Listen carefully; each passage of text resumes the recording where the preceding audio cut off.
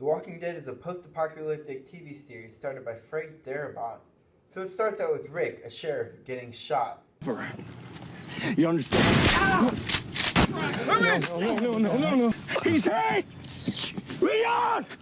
You get that ambulance out here, you tell him there's an officer down, you do it now! Okay. Hey, bud. And then he wakes up in the hospital out of his coma and discovers, where is everybody? So he decides to go down the hallway and finds a door that says, "Don't open, dead inside." So then he runs away.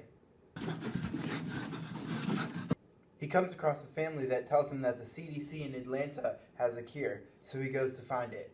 Once he gets to Atlanta, he finds out there's nothing there and the city's been overrun by walkers. Walkers is another word for zombies. While he's in Atlanta, he comes across a group that's also in the city, and then he goes back with them. Upon going back, he finds that Lori, his wife, and Carl, his son, are there. Guy's a cop, like you.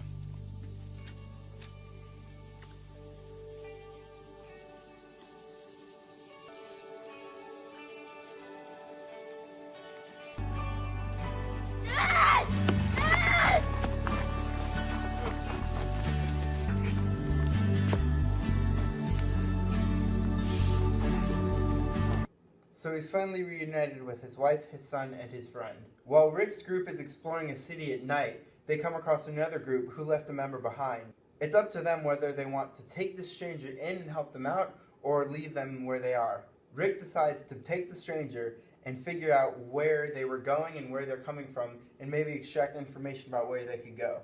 While Rick and Shane are taking this person out to find out where they're from, Rick decides to stop the car and ask Shane a couple questions about what's been going on since he's been gone. Why are we stopping? I want to talk. I heard what really happened at the school. Down to my last. Me too.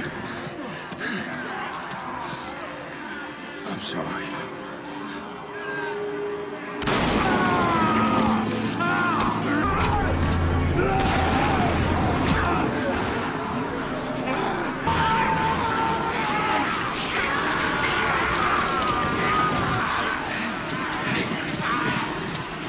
Was it to survive? Yeah. One of us wasn't gonna make it out. Had to be him. You don't think I can keep Lori or Carl safe? Is it gonna have to be me too? Rick, you can't just be the good guy and expect to live, okay? Not anymore. I'm not the good guy anymore.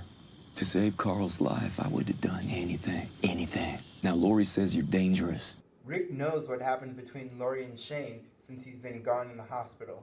Rick also knows that Shane has been making poor decisions as a leader, such as leaving a member behind. But you're not gonna be dangerous. Not to us. Not to me. Not anymore. You and Lori, I get what happened. When I figured it out, and I figured it out pretty quickly, I wanted to break your jaw. But I didn't. That wasn't weakness. It took everything. I will stay alive to keep them alive.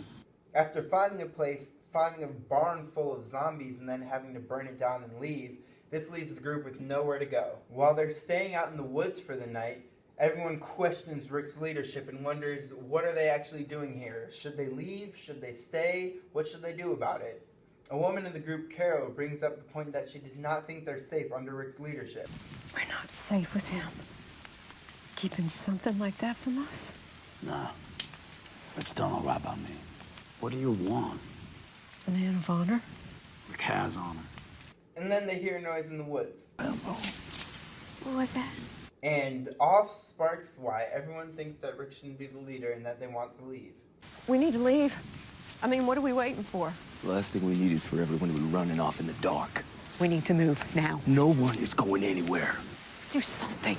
I am doing something. I'm keeping this group together, alive. I've been doing that all along, no matter what. I didn't ask for this. I killed my best friend for you people, for Christ's sake.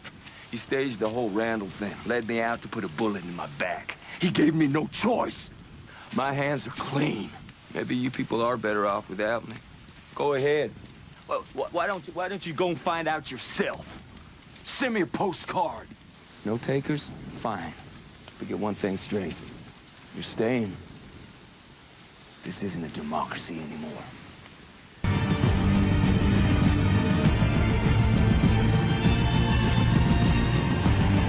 So let's talk about Rick versus Shane. Rick wants to take a more peaceful approach. He wants to work everything out and try to find a way where everyone can be satisfied and everyone can stay alive and keep the whole group together. Shane is more concerned about himself, and he'll do whatever it takes, even killing someone, just to make sure that he remains safe. For example, Shane and Otis, the other person he was with leaving the school, they could have survived if they would have kept going and just ran as fast as they could.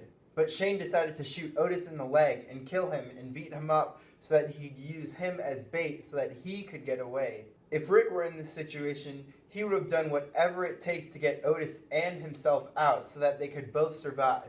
Even though Otis isn't part of the original group, Rick would do whatever it takes to get him back to the farm because he's part of their family, the family that's taking their group in. Shane just does whatever he wants and will kill him because he wasn't really part of the group, so Shane doesn't really consider him an important person. And this really makes us think, what is a leader? What does it entail?